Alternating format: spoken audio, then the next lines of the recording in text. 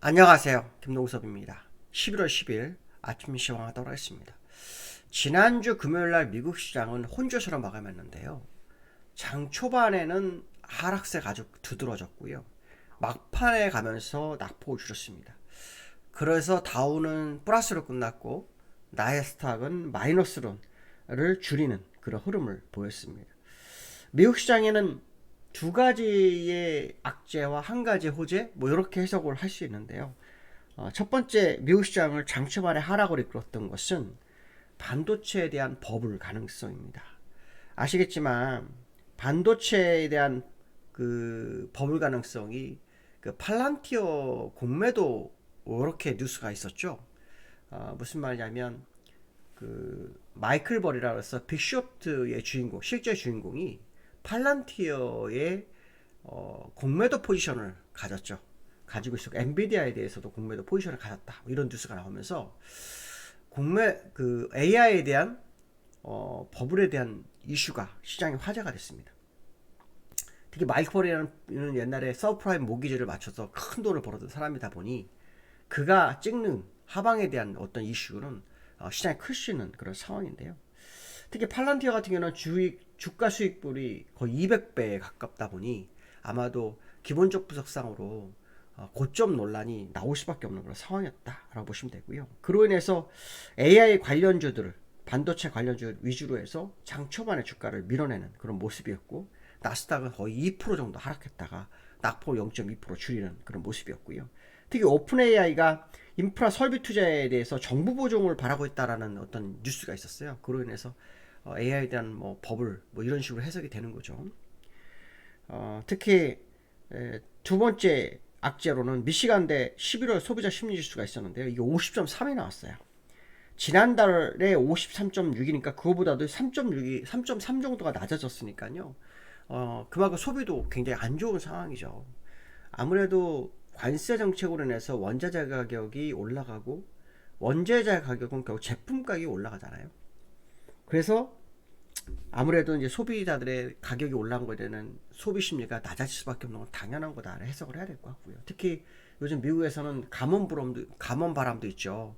아무래도 제품 가격이 올라가게 되면 생산 요소 비용을 낮춰야 되거든요. 생산 요소 비용 중에 하나가 고용이잖아요, 임금. 그러니까 이제 그 부분을 낮추는 것에서 감원도 있는 상황이니까 아무래도 소비 심리에서 이런 어떤 지표들이 나쁘게 나오는 거는 시장에 좀 악재로 다가올 수 있는 그런 부분이 있다. 이런 해석을 해볼 수 있고요.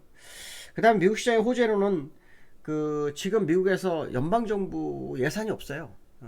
임시 예산으로 1년, 올해 2025년도를 버텼는데 이게 합의가 이루어지지 않으면서 계속 임시 예산으로 연장하다가 이번에는 아예 셧다운이 돼가지고 37일인가 38일째 됐어요.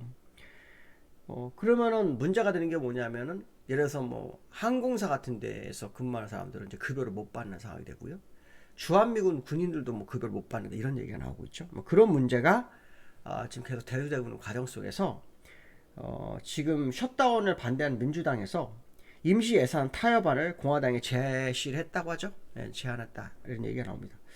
근데 이유는 그 이슈의 내용은 딱 하나입니다. 오바마 케어가 지금 이 공화당과 민주당이 합의를 못 보는 이유 중에 하나인데요. 민주당에서 오바마 케어 1년을 연장하고 보조금 1년 연장하고 위원회에서 져서 장기 개혁에 대한 추후 논의를 하자 이렇게 이제 제안을 했다고 합니다. 그래서 이 부분이 이제 통과가 되는지는 요번 주 아마 결정 나지 않을까라는 생각이 드는데요.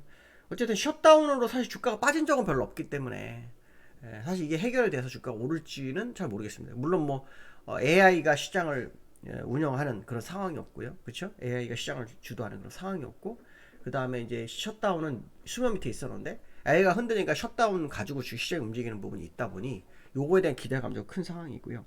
그 다음 테슬라가 일론 머스크에 대한 1조 불 보상안이 이사회 통과했죠. 주주총회 통과하면서 이것도 또 시장의 기대감을 좀 약간 주는 모습이었는데 오히려 테슬라는 주가가 빠지는 그런 흐름을 좀 보였다 이렇게 보시면 될 것 같습니다.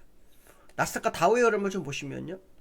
다우는 일봉상으로 보면 장 초반에 0.89% 빠졌어요. 0.89%. 그랬다가 되돌려서 플러스 0.16% 상승으로 마감했고요. 나스닥 같은 경우는 60일선까지 갔다 왔네요. 장중한테 마이너스 2.1% 하락했다가 마이너스 0.2% 하락. 야간 선물에는 반영이 거의 좀 덜 되는 그런 흐름이 있었는데요. 어쨌든 미국 시장이 끝난 시간과 야간 시간이 끝난 시간에 이제 1시간 정도 갭이 생기거든요. 그 부분이 반영이 덜 되는 그런 상황이었는데, 어쨌든 이 나스닥과 다우가 1차적으로 조정이 어느 정도 진행되는 과정 속에서 아랫꼬리가 길게 생겼다는 것은 시장에 대한 다시 반등에 대한 기대감을 살릴 수 있는 차트의 모습이긴 사실이죠. 그래서 그런 부분도 한번 확인해 볼 필요성이 있을 것 같고요.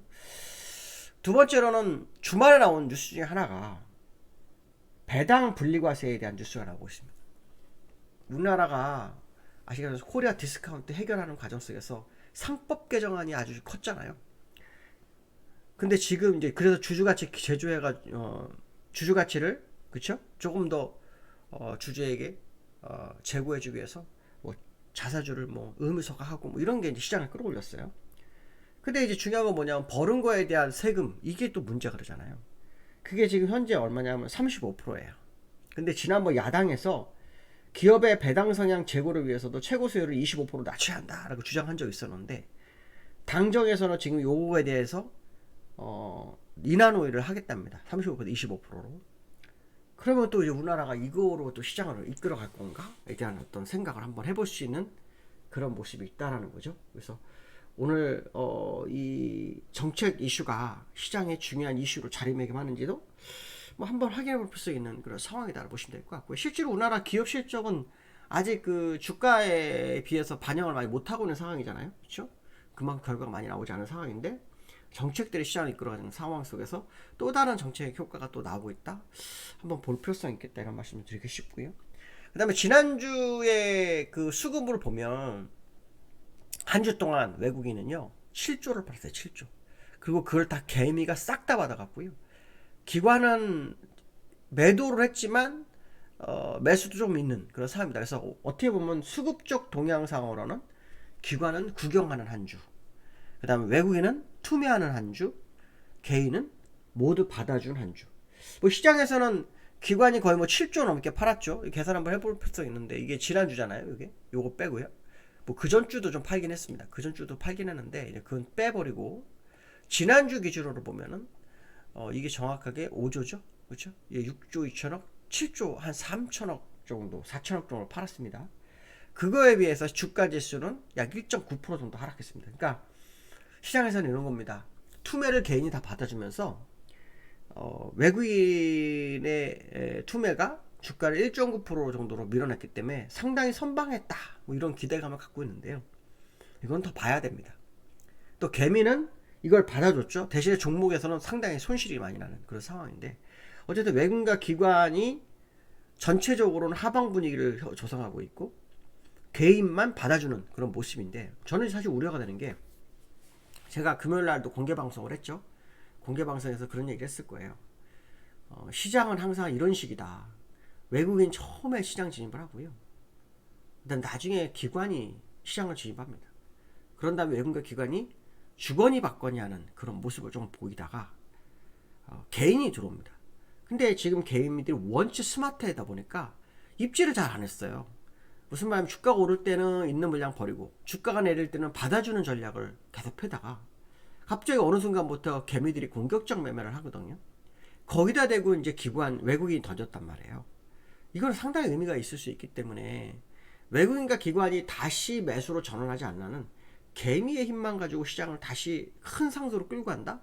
정말 쉽지 않을 수 있습니다. 물론 과거에 2020년도인가요? 우리나라가 3316까지 갈 때 처음 1차 고점은 3266이었고 2차 고점은 3316이었는데, 그 당시 갈 때 개미들이 막판에 막 물렸어요. 삼성전자가 96,800까지 가면서 지금 9층이 있어요, 8층에 있어요, 이런 얘기가 막 나왔잖아요. 그러다가 요번에 11층까지 올라오면서 빠져나간 사람 빠져나가고 그랬는데, 또 오히려 이 10만 전자이 넘어가면서 추매를 한 개미들도 있는 상황이 되다 보니 다시 9층 10층으로 몰리는 그런 상황이 됐거든요. 실제로 삼성전자, 하이닉스에 주도적으로 매도했던 외국인의 흐름이 있습니다. 그래서 저는 이게 좀 믿어야 되냐 안 믿어야 되냐 고민을 굉장히 많이 합니다. 어떤 부분이냐면 개인들의 매수가 지속될 거냐에 대한 부분. 왜냐하면 개미들은 결국은 일정 시간에 투매가 나온 물량을 던지게 돼 있거든요. 그래서